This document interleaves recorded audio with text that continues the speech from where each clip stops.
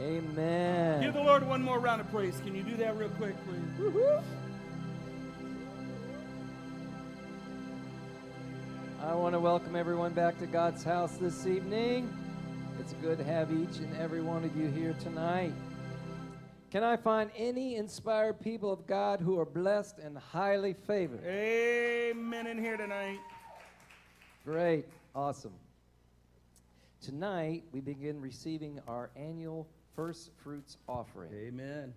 To show the awesomeness of God, we received word this week that we already have 4 new participants whose faith has been increased so much that they've chosen to stepping out in sacrifice, to blessing the Lord with a portion of what he has done. Can you give God some praise for that? Amen. Yes. Yes.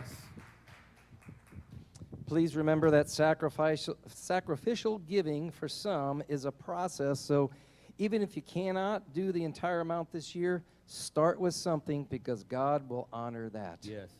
Or if you need to stretch it out for a few weeks, it'll be to be a good steward. Please understand that that's perfectly fine. Carla and I talked about it today. Sure. We're doing ours in 2 pieces. Sure.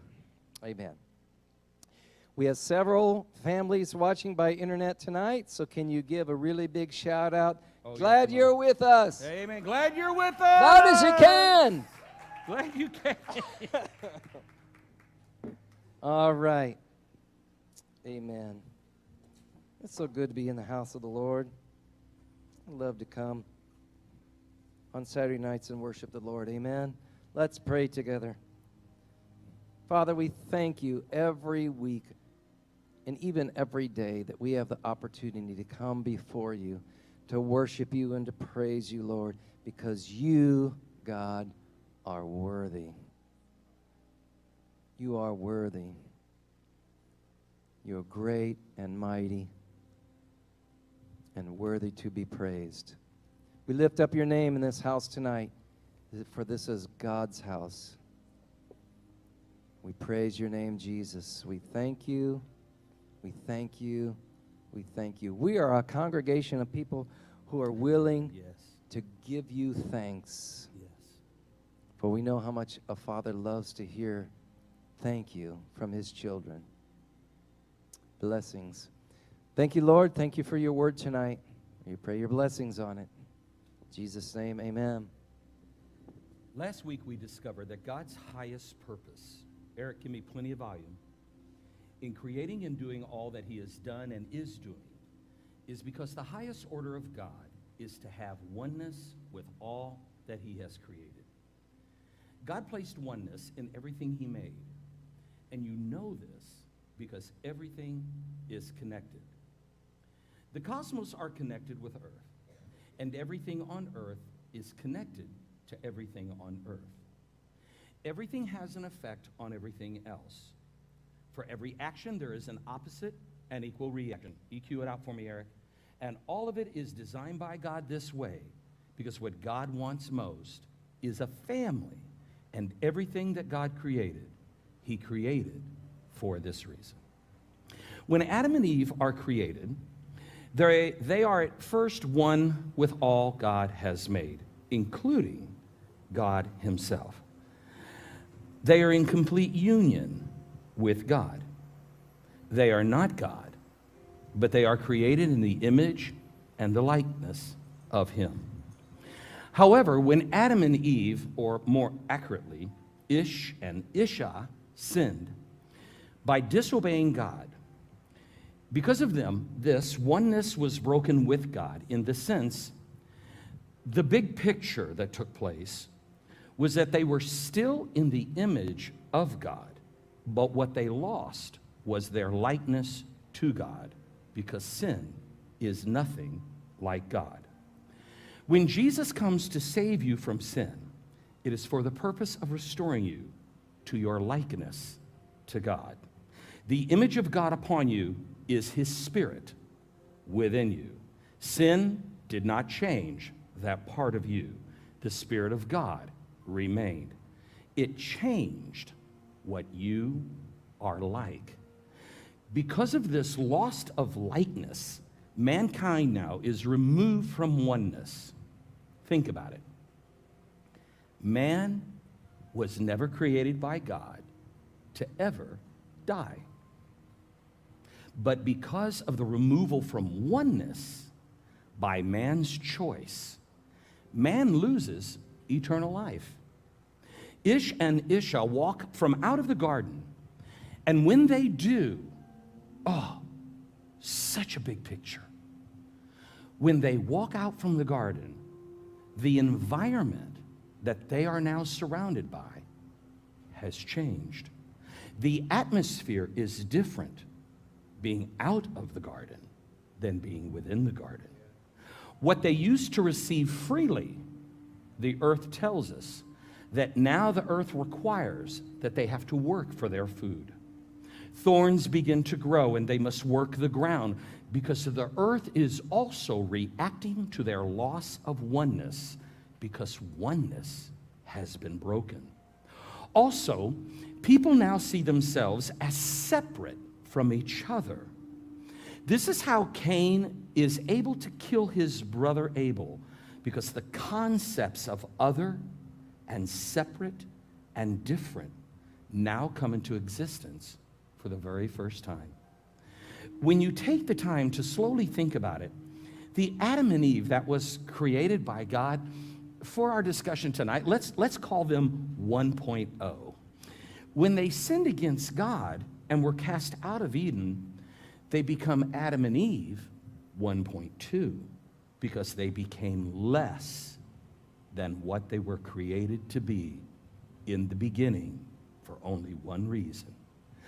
And the reason for it can be a tough pill to swallow when you think about it.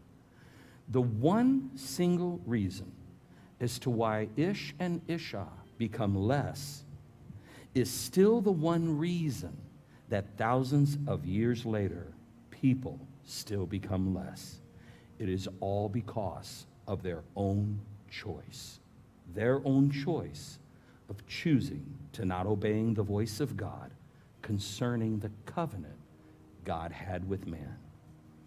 When the flood comes, man at that point becomes man 1.5. And I have to stop here for a minute because the environment changes again. In a second covenant now God makes, and then with the covenant God makes with Abraham later on, man moves to 1.75. When Jesus comes with the fourth covenant, the number 4 standing for creation, the fact that God created it all because he wants a family. And God wants oneness through the covenant with Jesus. And because of that, man becomes 2.0, the witness of something. The witness that oneness with God was broken simply, watch, simply by a choice. I said this several weeks ago, and I'll say it again tonight. Every choice you make does matter. But the good news is that if one bad choice could break it all, then all you need to do is make one good choice to be at one with the Creator again. And that one choice for you is to choose to obey Jesus. Because of what Ish and Isha did, there are 4 things that because of what they did, you are now separated from. Number 1, you became separated from God. Number 2, you became separated from your real self. Number 3, you became separated from others. And number 4, you became separated from creation. So from that time, it has an effect to the point that man sees himself separate from God. So man said that he hid. And he hid because he was naked and afraid. Whoa. Afraid of his Creator. He was actually, watch this, man is, for the very first time, actually experiencing shame.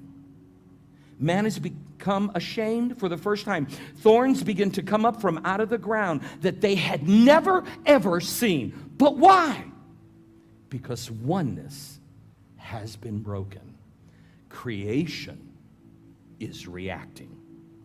Then you start to see all throughout Scripture how God speaks in various ways, at various times, with various things, in one attempt to restore oneness broken. And then God says, in the last days, I speak to you through one who is a son, because the highest order for me is to have a family. The problem that is created by so many people, though, is that you can be a part of the army of God, and you can use your weapons on the wrong people. The reason for that is because people get hit by a little friendly fire when you're throwing grenades and you don't know who's on your team. And I know there are scriptures that talk about the army of God and such, but for me, I would much rather have you be a part of the family of God, because the family of God is held to a high purpose. It is supposed to be in this thing together as one. And yes, I am a realist. I realize that that's not always the way it is either, but that does not negate the fact that God wants oneness. When you and I gather together in this house each and every time, Scripture tells us that we are to gather together as one. So because God wants oneness, Jesus comes to be at one with us, because we could not be at one with him. If you understand that big picture, that very big point, you understand that God is trying to tell you, and God is trying to show you that through the law of the Old Testament and through the prophets, that everything that God has been trying to do and say is to show you that you are incapable of restoring oneness. You are incapable of doing for yourself what must be done for you. So God says this. God says, I give you the laws, and I showed you that you cannot keep them. I gave you a land, and I showed you that you will not even stay in it.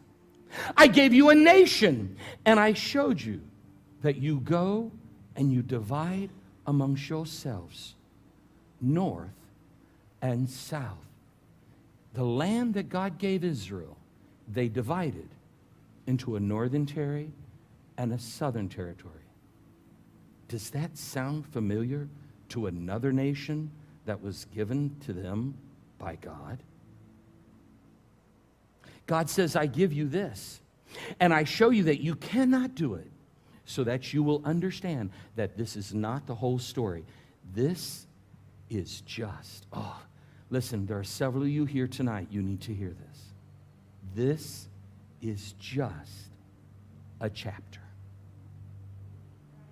What you are experiencing right now in your life is just one chapter.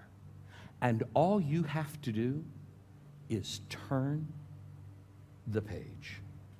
Jesus is coming because Jesus is going to do for you what you could not do for yourself, because you are incapable of restoring oneness because of the inbred sin of Ish and Isha. Therefore, Jesus says, I am going to restore it for you through Christ. Now, if no one has ever told you, the name Christ is not Jesus' last name or surname like you have. Christ comes from the Greek word Christos, meaning anointed one or chosen one. This is the Greek equivalent of the Hebrew word Mashiach or Messiah. Jesus is the Lord's earthly name given to him by his mother Mary by the angel Gabriel in Luke 1. The name Christ is actually his title, like reverend or doctor or teacher. It is signifying that Jesus was sent from God to be a king and a deliverer. You see this in Daniel chapter 9 and in Isaiah 32. Jesus, the Messiah. Jesus, the Anointed One. Jesus, Emmanuel, God with us.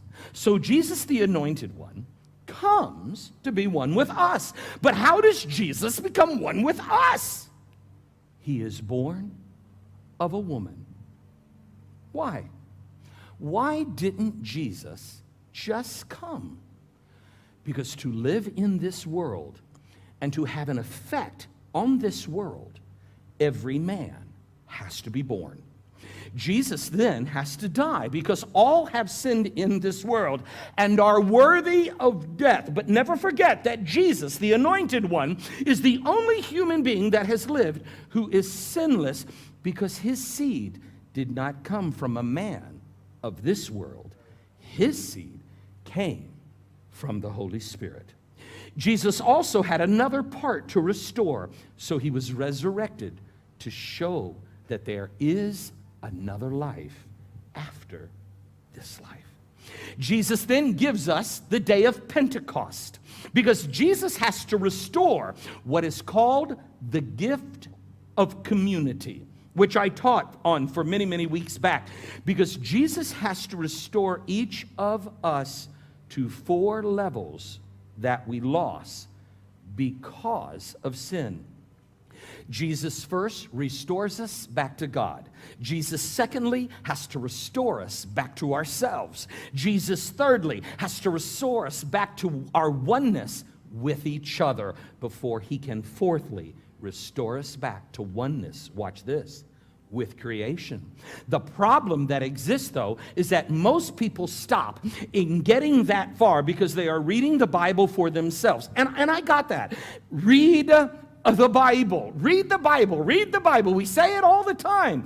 But they are reading it with the mentality of indoctrination and selfishness of putting their own opinions and ideas over on who they think God is. They do to the Bible like some people do with their cars and trucks when they take it and they put those, you know what I'm talking about, those big fat tires on it that really don't even fit, so big and so crazy big that they have to jack the car up like 4 feet in the air for those tires to even fit. And many people are doing the same thing with Scripture. They take one passage of Scripture and they inflate it way too big, like the tires on that car, where everybody else can tell, hey, those tires don't fit that car. Something's a little out of whack here, except for them.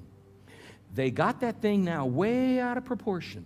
But guess what? To them, it looks all good. It looks normal. Never forget what you have learned. You can never be delivered from anything that you call normal. So be careful on what you say is normal, because it may very well be not normal. This is why there is wisdom within the counsel of many. Wisdom from within those few who have proven themselves over time to having your best interest at heart. Not the crazies on your Facebook page, and not those so-called cubicle therapists that I call, who sit next to you at work each day.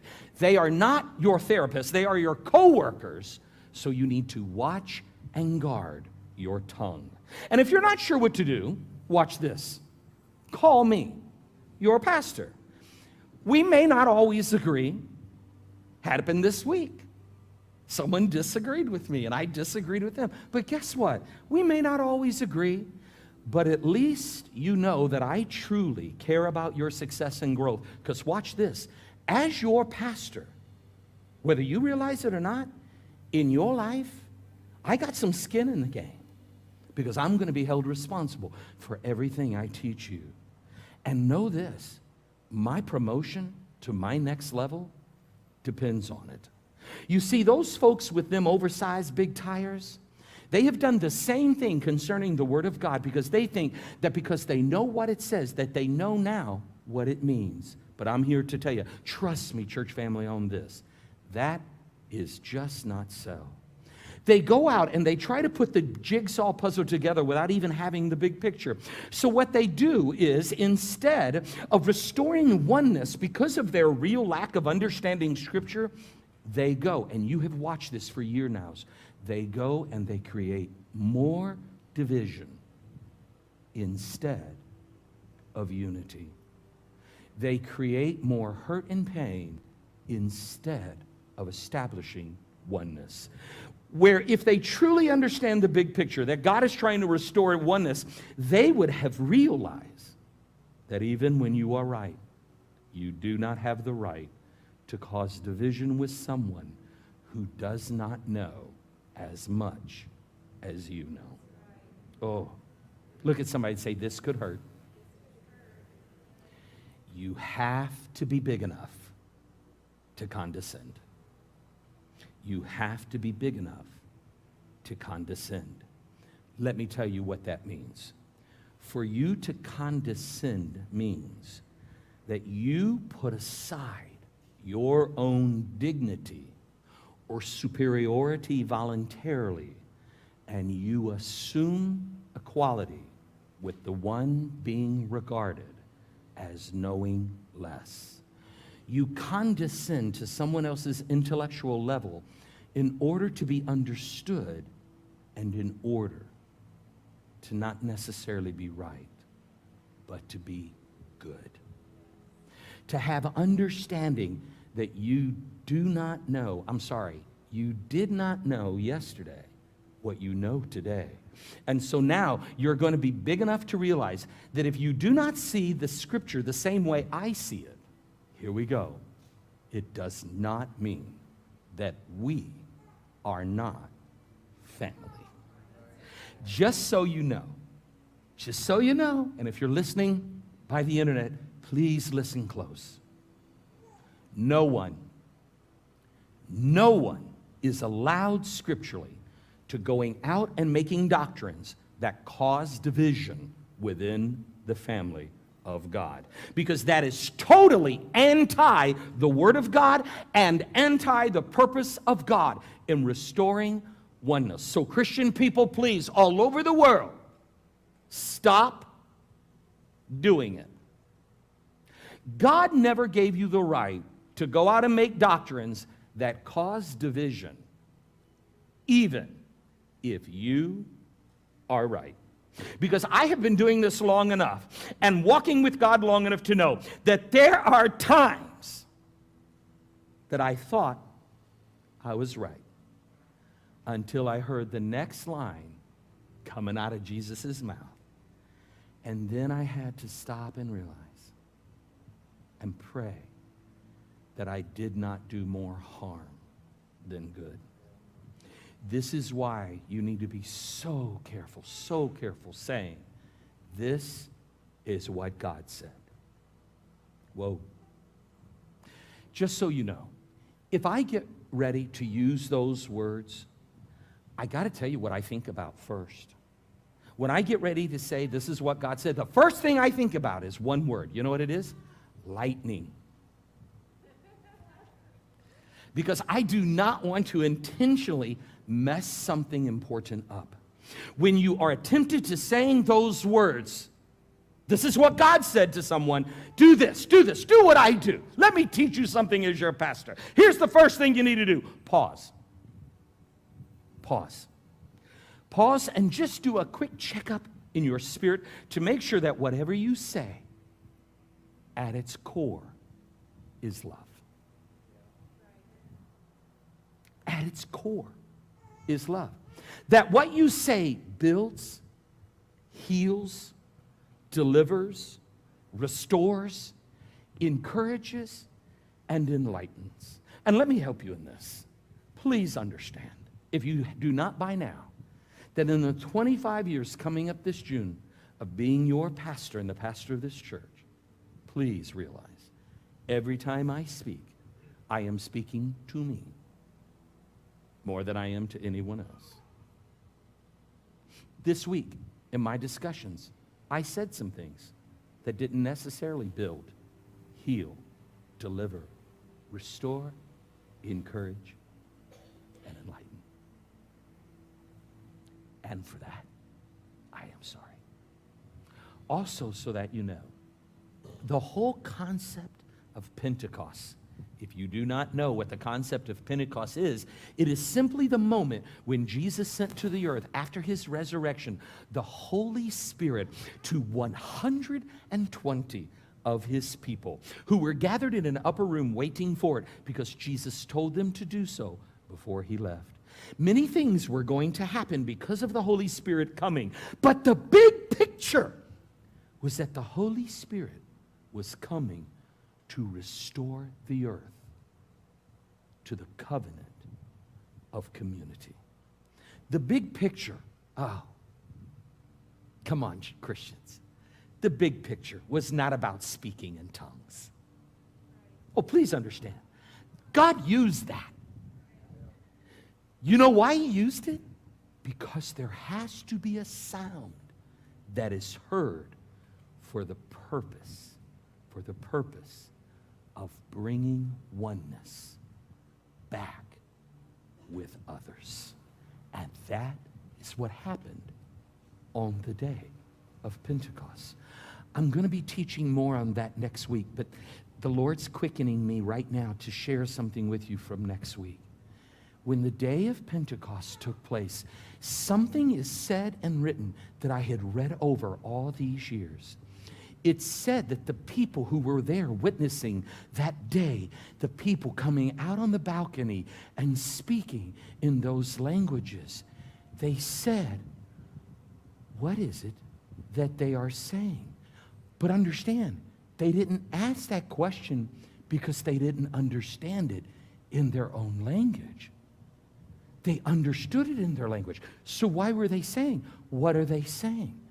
They are saying that because there was a message that had been presented at that moment that they had never, ever been witnesses of before. And you're going to hear it next week. As you and I live right now, each and every day, the scriptures tell us so clearly that all of creation is groaning for the manifestation of the sons of God, and that Jesus, watch, the Bible tells us this, that Jesus, I missed this for so many years, and someone was sharing this with me this week, and we were talking, and they didn't even know where I was going in this, and that caused me to go someplace else, because everything is connected.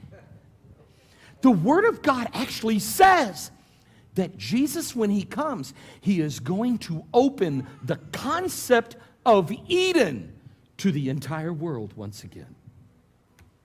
Yes and amen. That there will be a new heaven and there will be a new earth, and creation, it says this, creation will be redeemed. What? Creation? Redeemed? Yes!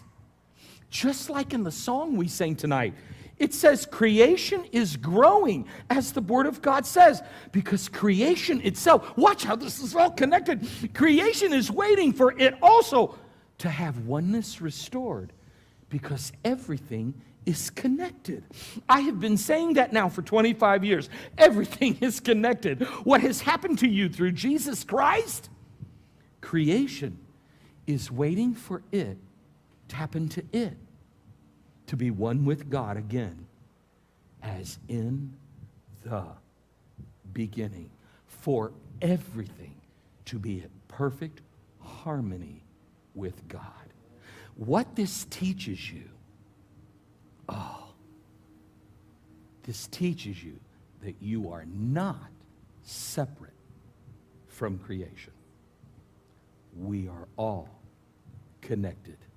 Now, please understand, I am not talking about that point and getting all caught up in it and turning it into some kind of tree-hugging new age movement, because I'm not interested in putting some big tires on it. We've already got enough people doing that kind of silliness, and some of them are Christian people. I'm talking about the oneness of everything that God created. Never thought about it this way either till this week. God, man, creation. And you should not just go around treating things just any way you want and ignoring the big picture, because if you do, there are consequences. Everything is going to react. Those three things, God, man, creation, are the perfect witness that God wants to have a family. Never forget that God created everything to be one.